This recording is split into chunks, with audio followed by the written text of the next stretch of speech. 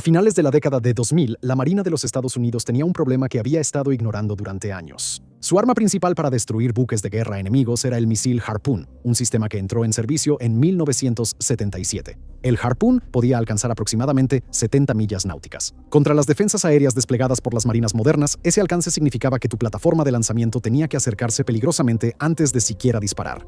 La situación había empeorado por negligencia. Después de que terminó la Guerra Fría, la Marina retiró su variante antibuque del misil de crucero Tomahawk. La capacidad de ataque de control del mar a larga distancia, la capacidad de encontrar y hundir buques de guerra enemigos a distancia, se fue atrofiando silenciosamente mientras el servicio se enfocaba en misiones de ataque terrestre y proyección de poder en tierra. Luego, el entorno estratégico cambió. China invirtió fuertemente en lo que los planificadores llaman capacidades de antiacceso y negación de área. Los informes alrededor de 2009 destacaron el DF-21D, un misil balístico diseñado para amenazar portaaviones a distancias mucho mayores de lo que la Marina podía responder con un Harpoon. Los grupos de portaaviones estadounidenses corrían el riesgo de ser superados en alcance precisamente en el tipo de combate que exigía el Pacífico. La Marina necesitaba un nuevo misil antibuque y lo necesitaba con muchísima urgencia. Con la suficiente rapidez, pero la Armada tomó una medida inusual y recurrió a DARPA, la Agencia de Investigación Avanzada del Pentágono, para construir lo que se suponía que sería un arma operativa. El resultado fue el misil antibuque de largo alcance, o LRASIM, un misil de crucero sigiloso y autónomo que desde entonces ha sido llamado el arma definitiva para hundir buques. Y esa etiqueta plantea algunas preguntas que vale la pena investigar. ¿Por qué DARPA terminó dirigiendo un programa que normalmente pertenecía al propio proceso de adquisición de la Armada? ¿Por qué los ingenieros apostaron por un sistema de sigilo subsónico y de localización a bordo en lugar de pura velocidad?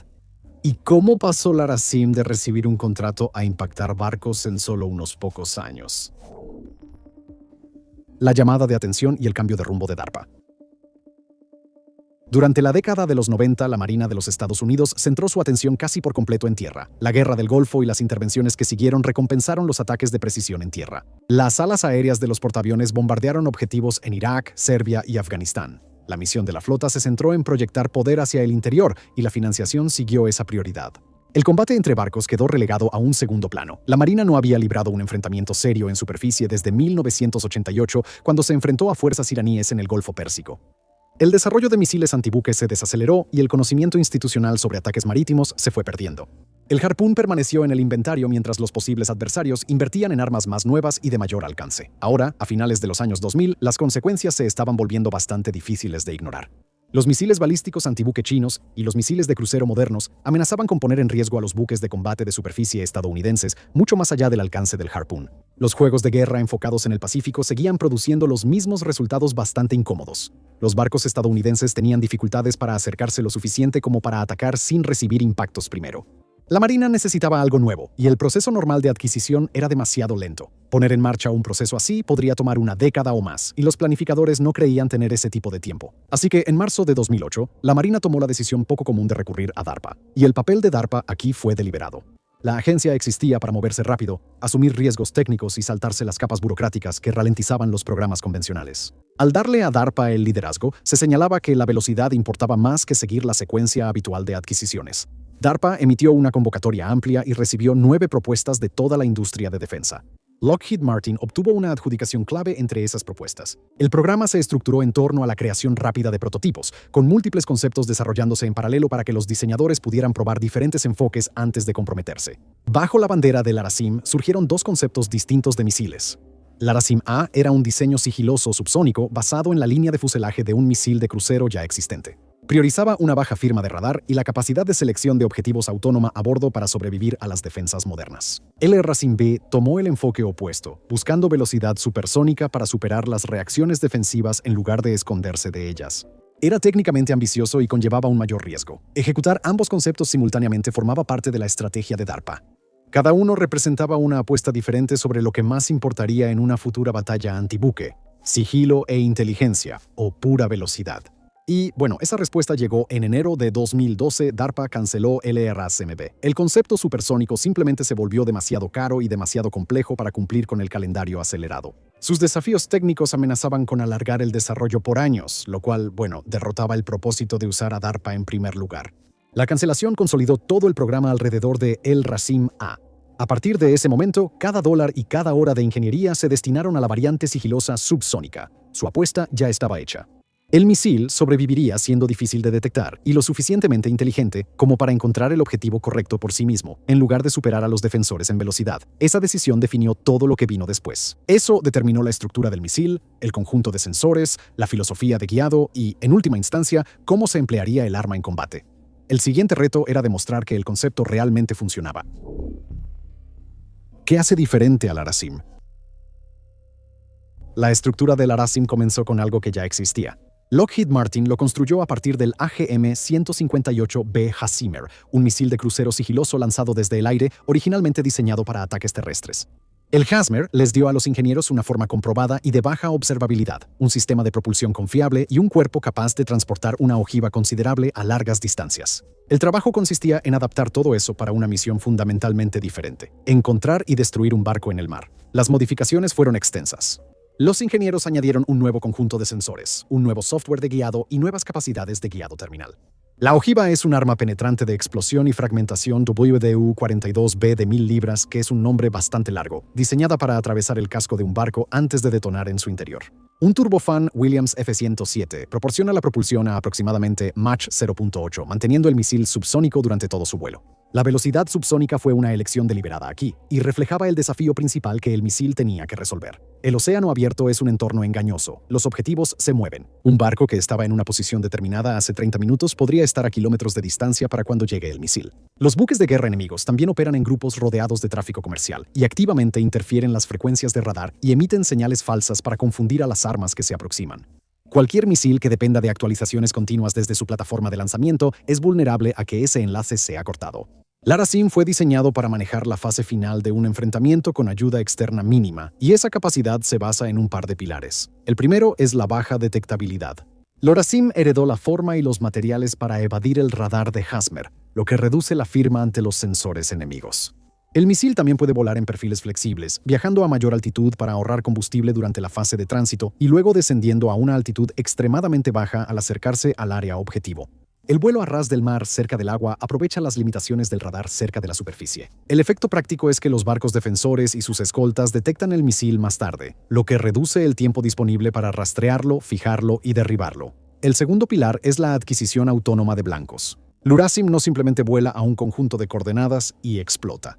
Navega hacia un área general de búsqueda usando navegación inercial y GPS reforzado con el código M militar para resistir interferencias. Si el GPS se degrada o se pierde por completo, el sistema inercial continúa guiando el misil por sí solo. Cuando el ARASIM entra en el área objetivo, sus sensores a bordo toman el control. Un receptor pasivo de radiofrecuencia y de medidas de apoyo electrónico, construido por BAE Systems, detecta emisiones electromagnéticas de los barcos, incluyendo sus transmisiones de radar y comunicaciones. Este sensor puede detectar y localizar embarcaciones emisoras sin transmitir una señal propia, lo que mantiene el misil encubierto durante su aproximación. Un buscador de imágenes e infrarrojo es comúnmente mencionado como el encargado de proporcionar la capacidad final de identificación, dándole al misil una imagen en el espectro visual del objetivo en los últimos momentos antes del impacto. Estos sensores envían datos a algoritmos a bordo que realizan la clasificación y priorización. Si el misil se encuentra con un grupo de barcos, puede analizarlos y seleccionar el objetivo de mayor valor según criterios precargados. También puede coordinarse con otros LORASIMs en una andanada para evitar duplicar ataques en el mismo buque, distribuyendo las armas entre varios objetivos. El misil aún requiere orientación de fuentes externas para llegar a la parte correcta del océano. Satélites, aviones u otros activos de inteligencia proporcionan los datos iniciales de localización que le indican al ARASIM aproximadamente dónde buscar. La autonomía entra en juego para la parte más difícil del problema. Al llegar a una zona disputada llena de interferencias y señuelos, distinguir los verdaderos buques de guerra entre el ruido de fondo y los contactos falsos, elegir el correcto y guiarse hasta el impacto. Esta combinación define el valor operativo del ARASIM. La menor detectabilidad por radar significa que el misil puede sobrevivir más tiempo en un espacio aéreo defendido. La capacidad de designación de blancos a bordo significaba que podía completar su misión incluso cuando los enlaces de comunicación con la aeronave de lanzamiento eran cortados. Juntas produjeron un arma que representaba una carga mucho menor para la cadena de ataque, conectando el sensor con el sistema de armas. Exactamente el tipo de resiliencia que los planificadores querían para una pelea contra un adversario naval sofisticado, demostrando que funciona. Ahora, diseñar un misil que pudiera pensar por sí mismo era una cosa, pero demostrar que podía hacerlo en vuelo era otra muy distinta. El programa de pruebas avanzó rápidamente y cada paso aumentaba los riesgos. En julio de 2012 comenzaron las pruebas de sensores. Una aeronave de prueba transportó al Arasim-C en vuelos cautivos, manteniendo el misil sujeto a la aeronave mientras sus receptores pasivos y sistemas de imágenes escaneaban el océano debajo. El objetivo era confirmar que los sensores pudieran detectar y localizar barcos desde altitudes y distancias realistas. Estos vuelos validaron el hardware antes de que alguien se arriesgara a un lanzamiento en vuelo libre. Para marzo de 2013, DARPA otorgó a Lockheed Martin un contrato para comenzar las pruebas de vuelo integradas que cubrían tanto los conceptos de lanzamiento aéreo como de lanzamiento desde superficie. El programa se estaba acelerando en dos frentes simultáneamente. En junio de 2013, los ingenieros realizaron pruebas de expulsión por empuje en un sistema de lanzamiento vertical Mark 41 basado en tierra, disparando un cuerpo de prueba fuera del contenedor.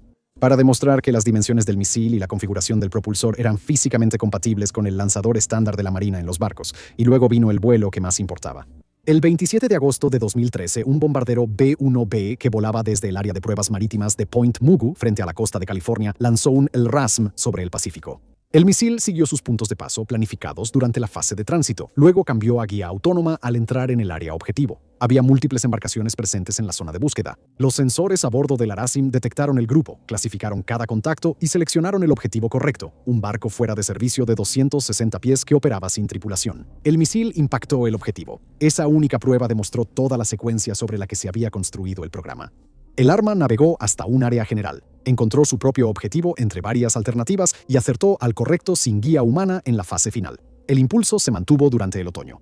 En noviembre de 2013, una segunda prueba de lanzamiento aéreo logró otro impacto directo en un objetivo marítimo en movimiento, confirmando que el resultado era repetible. Mientras tanto, la vía de lanzamiento desde superficie mantenía el ritmo.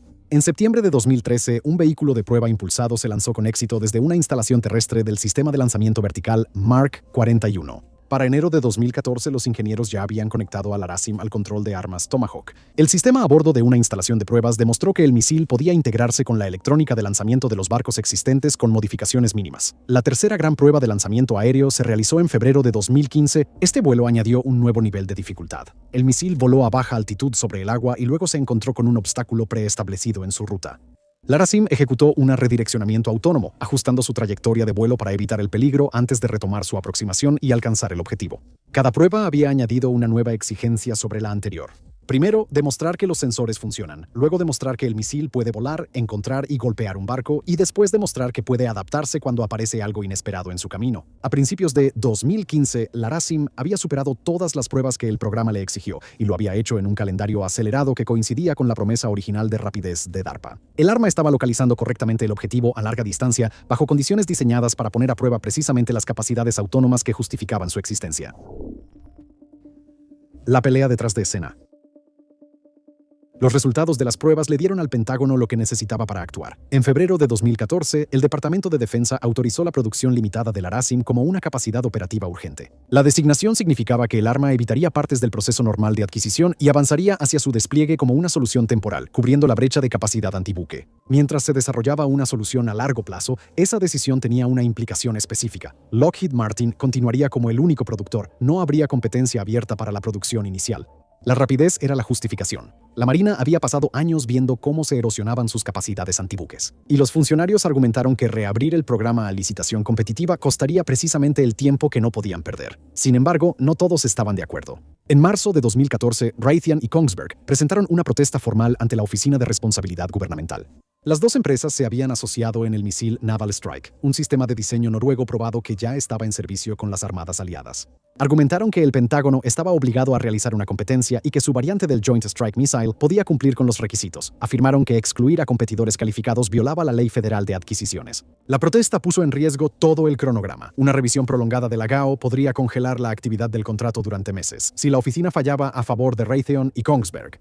El Pentágono podría verse obligado a reestructurar el programa en torno a un proceso competitivo. Esa reestructuración retrasaría las primeras entregas aún más en el futuro, potencialmente por años. Para un arma designada como urgente, el retraso era el único resultado que la Marina había organizado todo el esfuerzo de DARPA para evitar. La GAO emitió su decisión en junio de 2014 y negó la protesta. El fallo determinó que exigir una nueva competencia introduciría un riesgo de calendario inaceptable y duplicaría el trabajo que ya se había completado. El Arasim había volado, había alcanzado objetivos y demostrado sus capacidades autónomas principales. Empezar de nuevo con una evaluación paralela no serviría a la urgencia declarada. Con los obstáculos legales superados, el programa se aceleró.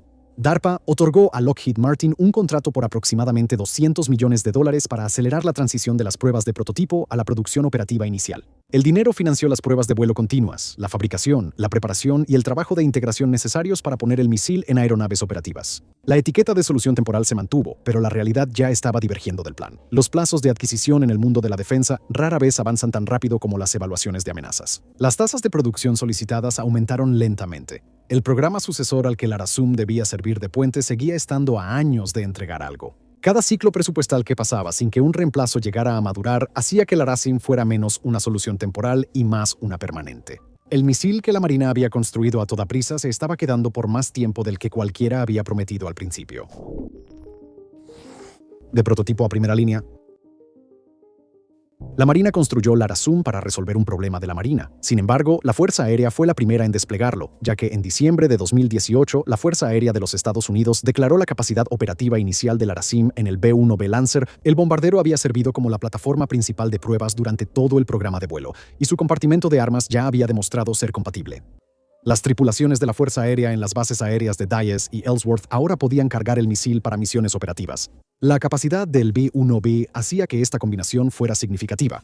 Un solo avión puede transportar hasta 24 misiles LRASIM en sus 3 compartimentos internos de armas. Una salida de bombardero podría lanzar 2 docenas de misiles antibuque furtivos al aire, cada uno capaz de apuntar de manera autónoma una vez que llegara al área de búsqueda. Un vuelo de 2 o 3 B-1B representaba un volumen de poder de fuego antibuque que Estados Unidos no había podido generar desde el aire en décadas.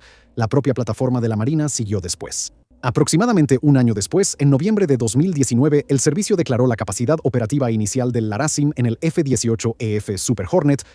El trabajo de integración ya llevaba años en marcha antes de ese hito. Los vuelos de transporte cautivo y las pruebas de vibración y carga estructural se realizaron durante 2015 y 2016, confirmando que el misil podía transportarse de manera segura en los pilones externos del Super Hornet a velocidades y altitudes operativas. Luego siguieron la integración menos compleja y la certificación de lanzamiento de armas. Un Super Hornet transporta menos LRASIM que un B-1B. El caza normalmente emplea 2 misiles por salida.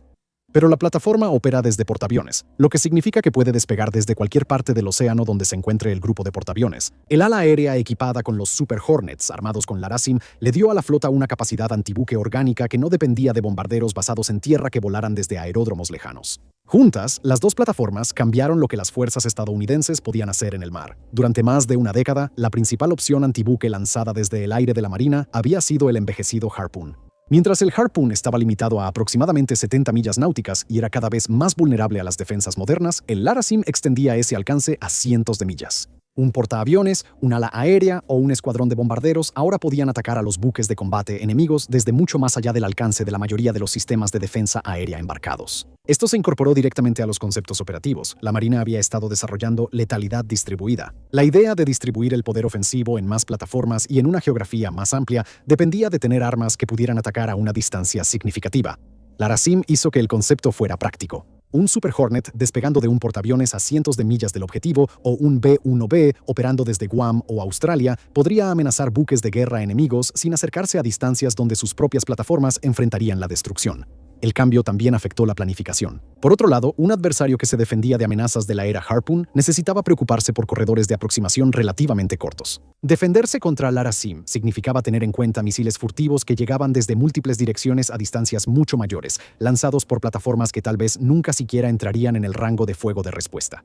Una ausencia notable marca el despliegue inicial. La variante de lanzamiento desde superficie, disparada desde el sistema de lanzamiento vertical Mark 41 que equipa a la mayoría de los cruceros y destructores de la Marina, se había demostrado repetidamente en pruebas entre 2013 y 2016. Las pruebas de eyección asistida integradas con el sistema de control de armas Tomahawk y las pruebas de compatibilidad habían sido exitosas. Pero el primer incremento operativo, enfocado exclusivamente en el uso lanzado desde el aire, dejó la capacidad de lanzamiento desde superficie como una tecnología probada sin una fecha de despliegue, reservada para un futuro incremento que seguía posponiéndose. La decisión reflejaba tanto las prioridades presupuestales como la lógica de la designación de capacidad urgente. Colocar el LRASIM en los B-1B y en los Super Hornets abordó la brecha más inmediata, con los menores riesgos de integración restantes. Los buques de combate de superficie aún llevaban misiles Harpoon y podían confiar en otras armas para autodefensa, ataque a distancia y rol antibuque, atacando flotas enemigas a distancia antes de que pudieran representar una amenaza. Ese papel les correspondía a las aeronaves, así que ahí fue donde el LRASIM fue primero. Las primeras pruebas demostraron que el LARASIM podía encontrar y atacar un barco por sí solo. La siguiente pregunta era si varios misiles podían hacerlo juntos. En diciembre de 2017, un B-1B lanzó 2 LARASIMs durante una sola prueba. Ambos misiles siguieron sus trayectorias y alcanzaron sus respectivos objetivos. Fue la primera demostración de un par coordinado, pero el combate real exigiría más. Esa gran prueba llegó en abril de 2024. 2 F-18F Super Hornet lanzaron cada uno 2 LARASIMs, poniendo 4 misiles en el aire simultáneamente. Los 4 navegaron hasta el área objetivo y cumplieron con sus objetivos de prueba. La importancia fue la sincronización y la coordinación bajo condiciones más cercanas al uso real. Pruebas anteriores habían validado el arma, un disparo a la vez. Este evento demostró que múltiples misiles lanzados desde diferentes aeronaves podían operar en el mismo espacio de batalla sin interferir entre sí. Para entonces, LARASIM también había cruzado un umbral internacional en febrero de 2020. El Departamento de Estado de los Estados Unidos aprobó la posible venta de hasta 200 LARASIMs a Australia. En julio de 2020, Australia anunció planes para integrar el misil en sus propios FA-18F Super Hornets. La venta indicó que Washington consideraba que el LARASIM era lo suficientemente maduro como para compartirlo con un aliado cercano. Operando en el mismo teatro del Pacífico que había impulsado la creación del programa, la producción había estado disminuyendo de manera constante. Para principios de 2022, aproximadamente 300 misiles estaban bajo contrato con Lockheed. El costo unitario se estableció en alrededor de $3.2 millones por unidad. Los acuerdos de adquisición multianuales aseguraron tasas de producción destinadas a construir una reserva significativa. El plan original había previsto que el LARASIM sirviera como un puente. Se suponía que debía mantener la línea. Mientras un arma sucesora más avanzada completaba su desarrollo, ese reemplazo se retrasaba cada año y nunca llegó a materializarse. LARASIM absorbió más carga. Un arma etiquetada como una solución temporal se estaba convirtiendo en un elemento permanente. La respuesta del Pentágono fue mejorar lo que ya tenía. El AGM-158C3, comúnmente llamado LARASIM-ER o de alcance extendido, entró en pruebas de desarrollo con una fecha de despliegue prevista para alrededor de 2026. La variante C3 extiende el alcance significativamente a un estimado de 500 a más de 600 millas náuticas y añade un enlace de datos bidireccional que permite a los operadores redirigir el misil después del lanzamiento.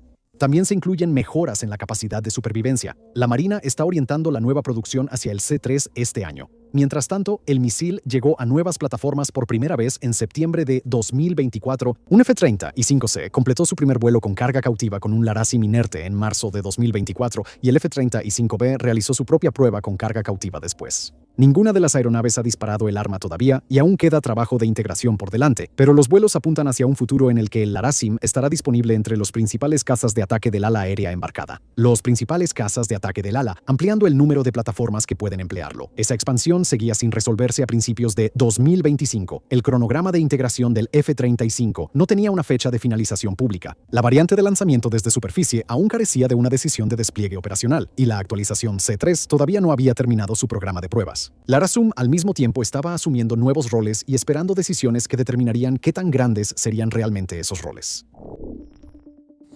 Un destructor de barcos que trajo tiempo, así que LARASIM restauró la capacidad de los Estados Unidos.